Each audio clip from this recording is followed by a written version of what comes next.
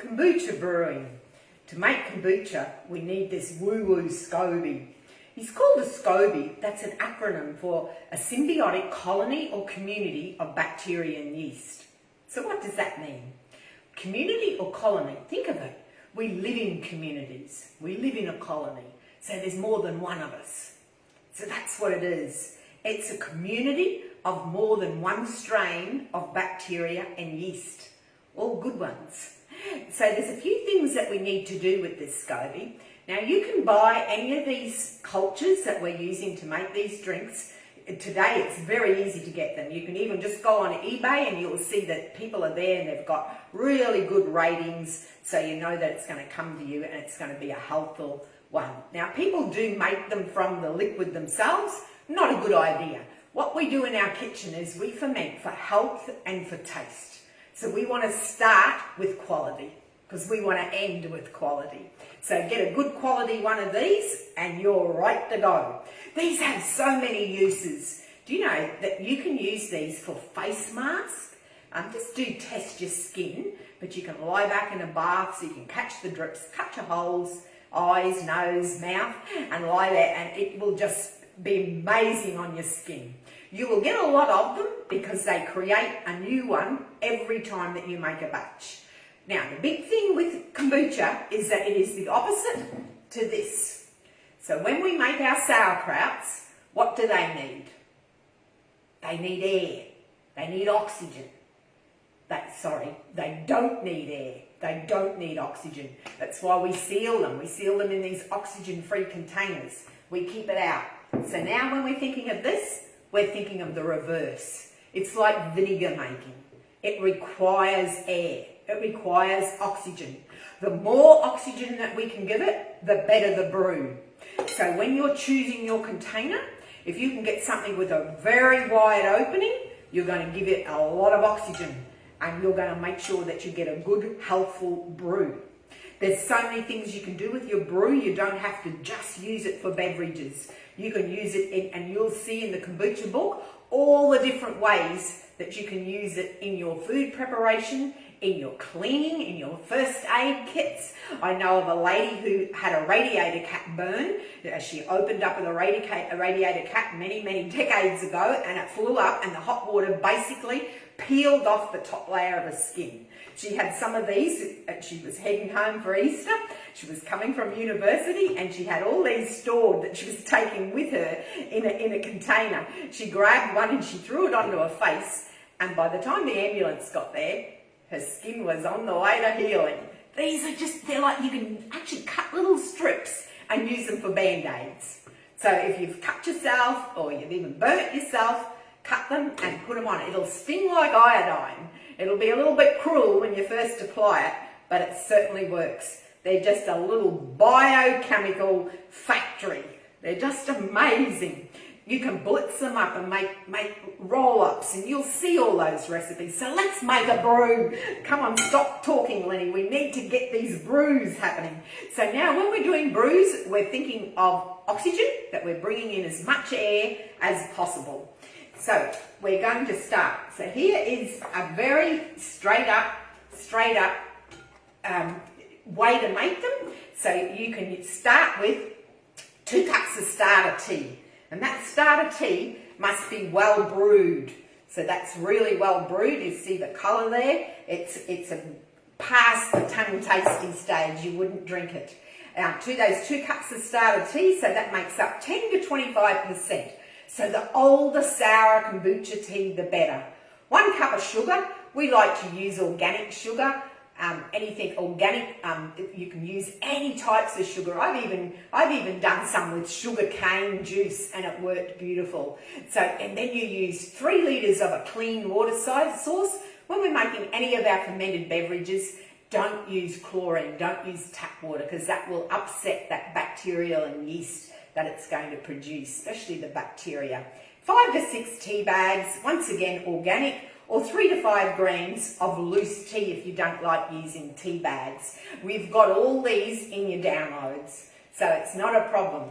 So if we're thinking of oxygen, we don't want to boil the guts out of the water. Because if you do that, you're going to take out all the good oxygen. So out of those 3 litres of water, take about a half a litre. So there's your 3 litres. So take a half a litre and just boil that. This is the quick way. You don't have to leave this overnight or anything. I'm into quick. If you're going to do something, do it properly, but do it the fastest way you can, so that if it's like a hobby, when you start hobbies, if they're too complicated, you don't continue. So I'm doing it the way that will prove that that's the go. So this has been boiled. Into that is the 6 tea bags. Well, your tea bags that you choose, depend on your weather where you are. White tea, organic white tea, is very good in our tropics here in the hot summer. It's a nice light tea.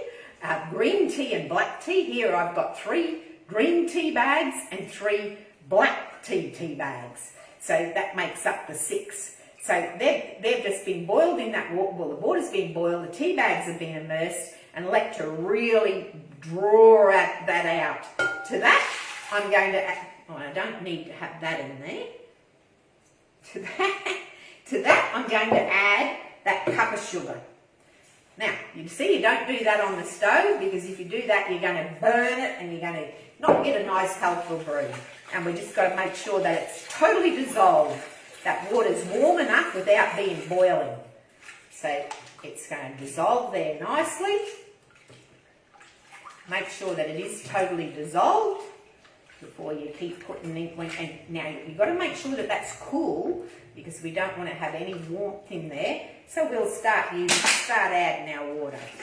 The idea of doing it this way is to get that nice taste and health. That's why we ferment, whether we're making our veggies or our beverages. We always think, well, how's the best way for our health and how's the best way for our taste? And in this way, we also want to look after that mama SCOBY. We've got to make sure that she's happy. So this is the way. Give her lots of oxygen. Now see this big container? That's a really good glass. Get a good quality glass. If you don't have any of these containers with taps, you can get a good quality, like a Pyrex, and that's how you can make your brew. You just get some tape, put a piece of tape across there, a piece of tape across there, put your muslin cloth on the top, and make sure that it's secured, and you'll get a beautiful brew, because you're letting in all that beautiful air. Isn't it wonderful when you think of what's floating around in our air? That we've got all these invisible organisms, the microbes, they're just dancing around in our kitchens, they're out in our gardens, they hop onto our fruit, they hop onto our vegetables. Mother Nature even has them in the soil. It's just wonderful. And that sugar is totally dissolved. So, and it's cool, there's no heat in there at all now. So we're ready to add our 2 cups of the very well brewed starter tea. So there's no heat in there, so in it goes. There's a few little SCOBYs floating around in there, and that's okay. So don't leave your SCOBYs to build up into your container. You can make what they call a SCOBY hotel. So just use 1 SCOBY per brew each time that you brew. Now in saying that, you can actually do a continuous brew. A continuous brew is when you just top it up all the time. You don't actually start a scratch. So you have a container like this that has a little tap on it. You would draw off some and just keep topping it up. How easy is that? In my opinion, a continuous brew does taste the best, but when you're just first starting off and you don't have all these containers, just a big glass bowl like that will work perfectly fine. So then you would leave it for, it depends on your temperature. I always leave mine up to 14 days and we're in the heat, but I don't really drink it. I use it for lots of other preparations, so I want mine really sour. But leave it undisturbed for 6 to 8 days or up to 14 days if you're in a cooler climate. So that's it. That's how we make our first stage. So when we're talking about fermentation, there is 2 stages that you can do. The second stage is what we call like a second ferment. And with a second ferment, we then can add flavours. This is how we get the fizz that everybody loves, is the bubbles. So the industry standard is a long, narrow neck bottle in a dark colour. Dark so that it keeps out all the sunlight. keeps out all the darkness so that you get a good brew. You can buy these at beer bottle shops and they have wonderful seals, so they seal them really well because you want to seal it well if you want bubbles. Bubbles come from sweetness. That bacteria yeast, it continues to gobble up the sugar. So if you put something in there like a fruit juice, you put something in there like a whole fruit. Juices are easier because you don't have to then come along and strain off, because what you do then, you leave that second ferment for 1 to 3 days, depending on how sweet that you want it. 1 day would be very sweet, up to 3 it'll start to get more on the acidic range. So then you strain that off if you've got something in there. So that's why juices are a lot easier to use. Ginger will give you bubbles.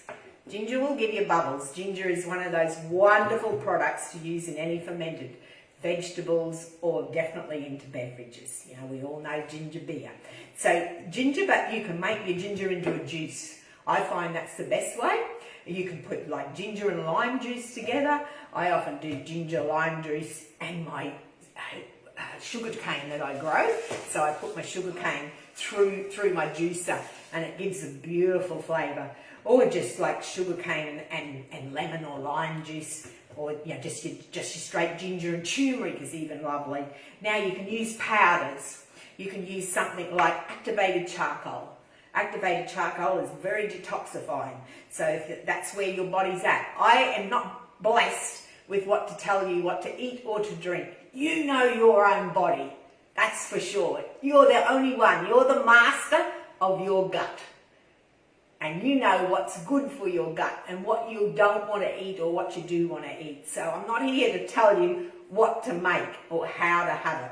But activated charcoal is good to combine with juices. I love it with prickly pear. And when I've got wild prickly pears, I just put those through my juicer and add that to it. Greens, a big mixture of nice picked greens, or whether they be foraged greens, or whatever that you're into, but like something like that, a big mix of herbs and nice greens and a little bit of that and a little bit of something for sweetness, like 1 pear or 1 apple is really, really lovely with your greens. Or in my case, I just use what I have growing, something like carambola. But yeah, put it through as a juicer, as a juice, and then put that into your second ferment.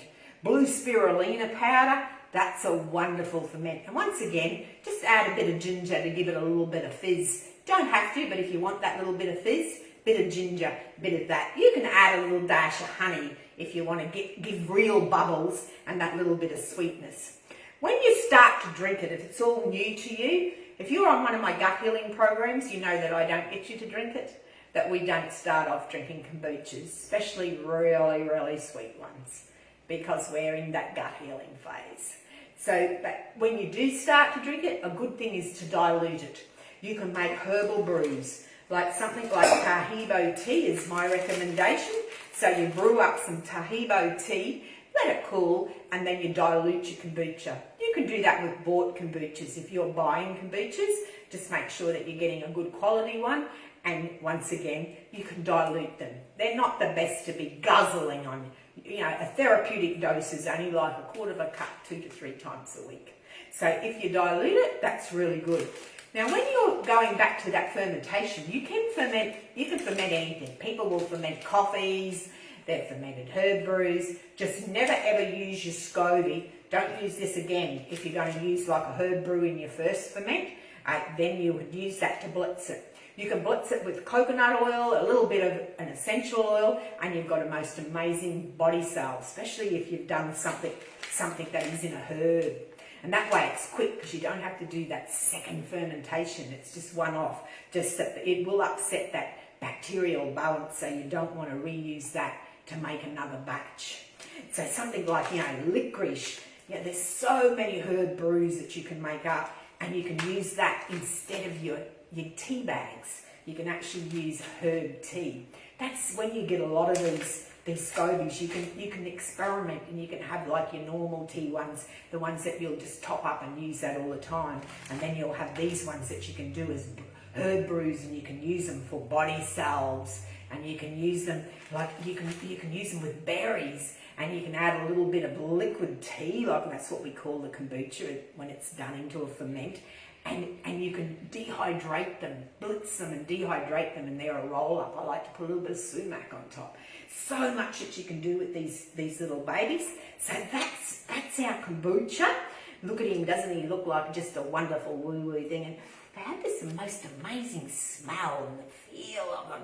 I make all my skincare products. I even make a deodorant with them. They're just so beautiful. So I hope I've given you some inspiration, and check out the books because it'll give you a tutorial. It'll give you a step-by-step of all the ways to go with these wonderful little, more than just a beverage. We'll see you shortly with water kefir or tibicus.